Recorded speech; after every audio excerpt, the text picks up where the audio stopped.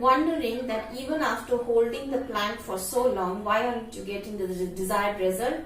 Even after doing so much variation in the plank, but still you are not getting that desired result. So let me show you some basic fundamentals or rules for the plank. So the very first thing is to come into the tabletop position. Now, first point is to keep your fingers wide open and grip your mat nicely. You can keep a little distance of your mat and your finger. And whenever you are pressing the hand, you should be able to see the white lining on your nails. This is a little bit detailed, but it works.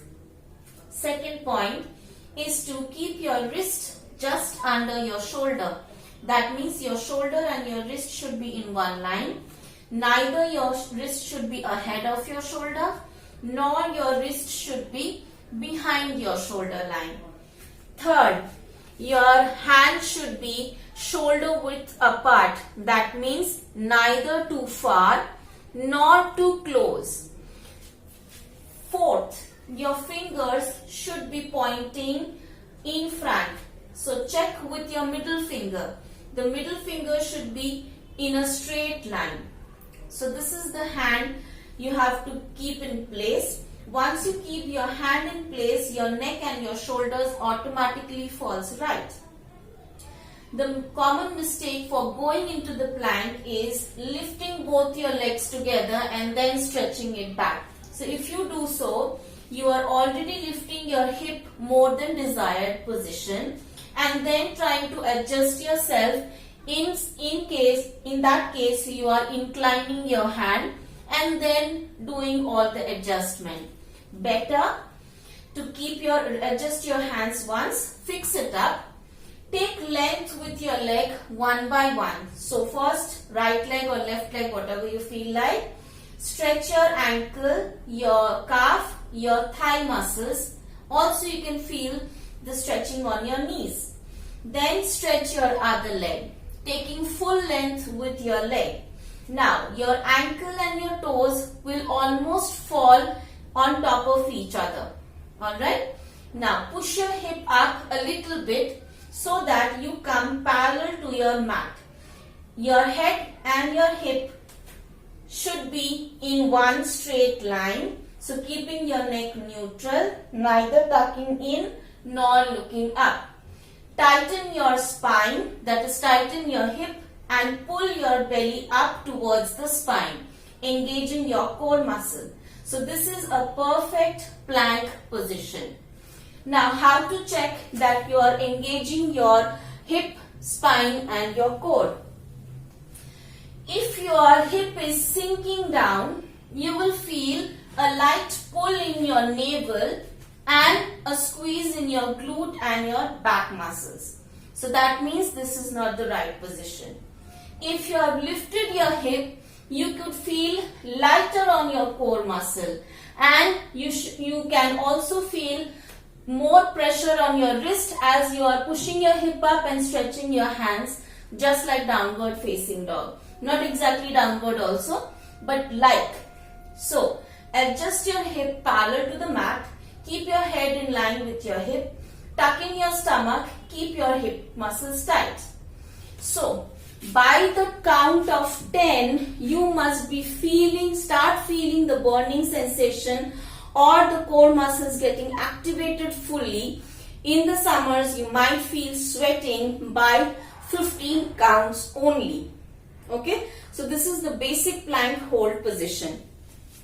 For the elbow plank or the low plank, the rule remains the same. Only instead of wrist, it is elbow and shoulders together. So your chin will fall somewhere somewhere above your wrist. Okay. So either you can place your palms on the mat or you can interlace your finger. Stretch your leg back. This time your body becomes in a straight line. Again head and your hip in one line, parallel to your mat. Okay.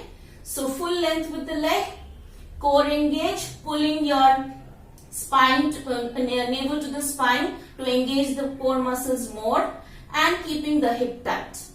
So this was low plank or elbow plank. Now, why do we add variation in the plank is just to add the cardio or I might say the aerobic effects to increase your heart rate so that you burn more calories. But if you are disturbing your basic posture, then it is not the right way to do. Instead, you can just hold on the plank rather doing the variation in a wrong way.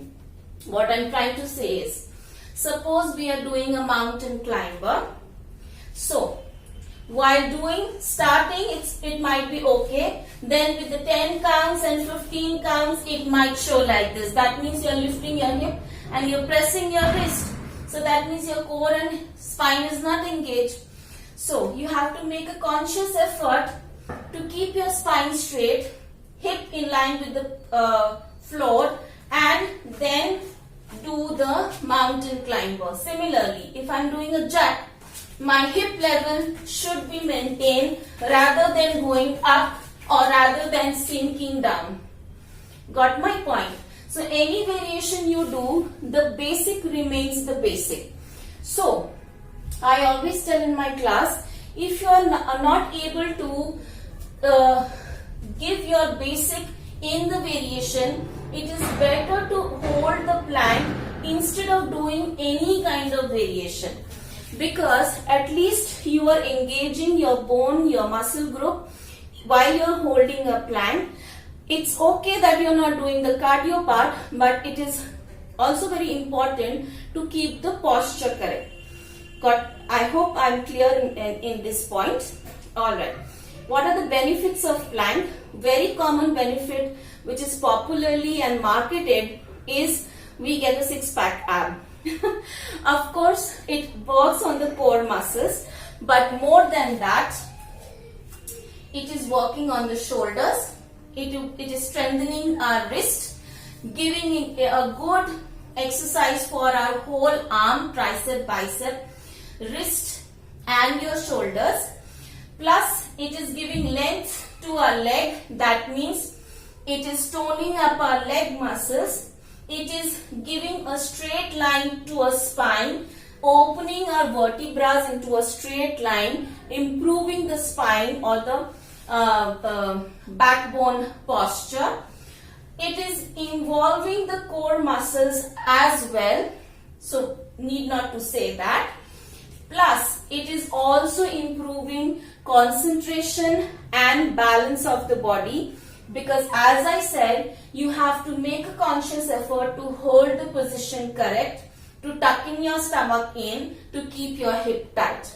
Once you are absent-minded, you might go down or you might lift your hip up unconsciously. So even your nervous system is involved here.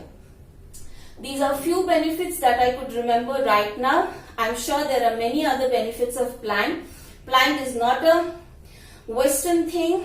It is called Santulanasana or Falakasana in yoga. So it is very, very ancient form of exercise which is already there in yoga. Hope this video helps. Take care. All the best.